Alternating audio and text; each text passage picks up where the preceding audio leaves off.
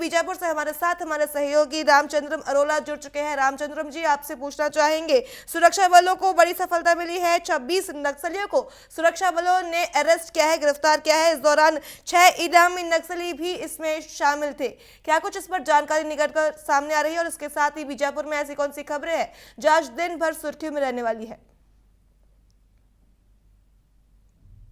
जी बिल्कुल जी, जिस तरीके से सुरक्षा बलों ने गिरफ्तार करने में जो कामयाबी हासिल की, तो आपको बता दूं एक पिछले दिन जो 26 नक्सलियों को पुलिस ने गिरफ्तार अलग अलग क्षेत्रों से ओसूर, गंगल और बहरामगढ़, जो अलग अलग क्षेत्रों में जो माओवादी घटनाओं में शामिल रहे हैं, उनके पास से जो जिस तरीके से उपयोग करते बम बम जैसे जो टिफिन बम, इस तरह के जो हथियार है वो उन्होंने जब्त किया। आपको बता दें, इसी में 6 जो माओवादी है, 13 लाख के जो इनामी भी बताया जा रहा है, इन्हें भी गिरफ्तार करने में कहने पुलिस ने जो कामयाबी हासिल की, इसे लेकर प्रेस नोट भी जारी किया। लगातार जिस तरीके से बीजापुर में अलग अलग क्षेत्रों में पुलिस की ऑपरेशन चल रहे हैं, उसके भी लगातार थानों में जिस तरीके से पुलिस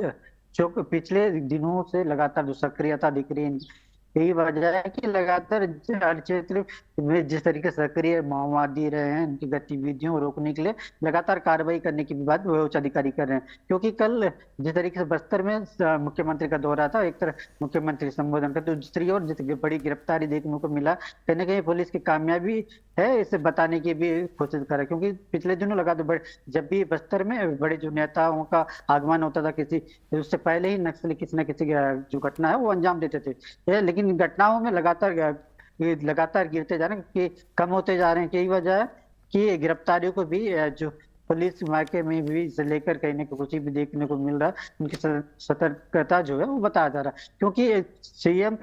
जो हमारे छत्तीसगढ़ के सीएम है, जो बस्तर दौरे में रहे, कल जगदलपुर में इनका जिस तरीके से संबोधन रहा, इसमें एक बड़ी बात जो निकल कर आई थी कि जिस तरह उद्योग नीति है, उद्योग नीति में बदलाव हुआ है। इसे लेकर जो अग्निवीर में जो भर्ती पिछले दिनों जो मोदी की एक योजना रही, जो आर्मी में भर्ती हो रहा था, जिसमें जो रिटायर होंगे उनमें, और जो महिलाएं जो आज क्षेत्र में कदम से कदम मिलाकर चले, वो उद्यमी की ओर आती है, तो उन्हें इसके तहत प्रोत्साहन राशि विशेष जो पैकेज है इसमें रखा गया, जानकारी दिया गया है। वही आपको बता दूं, इसी में एक नई बात भी, क्योंकि उद्योग की अगर बात करते हैं तो बीजापुर में भी जैसे कोयरंडा में यहाँ अलग अलग जो क्षेत्र में जो खनिज संपदा है, इसे लेकर भी कहीं सीधा संदेश था। और बीजापुर के जो अलग अलग क्षेत्रों में, जो उसूर नंबी क्षेत्र में जब पर्यटन का क्षेत्र की बात करते हैं, तो नंबी जलधारा है, यहाँ पर लोगों के जो पर्यटन में छत्तीसगढ़ के साथ ही जो अन्य राज्यों से यहाँ पर आते हैं, इसे लेकर बड़ा बयान इसलिए भी बताना जरूरी है, क्योंकि उनका एक बयान है पर्यटन को बढ़ावा देना, उद्योग को भी बढ़ावा देना है।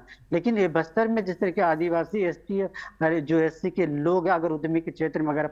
अपना जो किस्मत आजमाना चाहते हैं और जो इस फील्ड पे आते हैं, उनके लिए कहीं ना कहीं बड़ी संदेश रहा है। क्योंकि कम पैसे प्रति 1 रुपया प्रति एकड़ देने का जो प्रावधान उन्होंने कहा कि उद्यमी क्षेत्र में अगर कोई आते हैं तो ऐसा भी योजना भी है। क्योंकि अक्सर लोग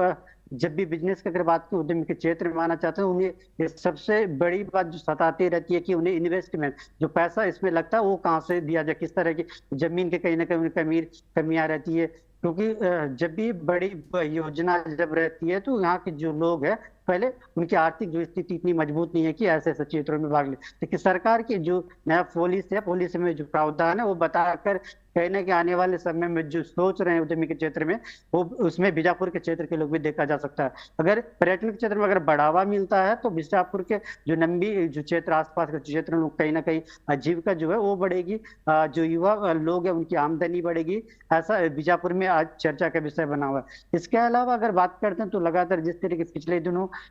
शिक्षा विभाग है, शिक्षा के क्षेत्र में और जो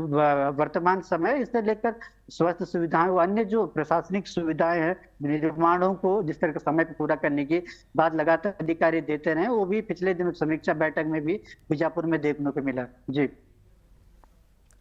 रामचंद्रम जी, तमाम जानकारियों के लिए आपका धन्यवाद।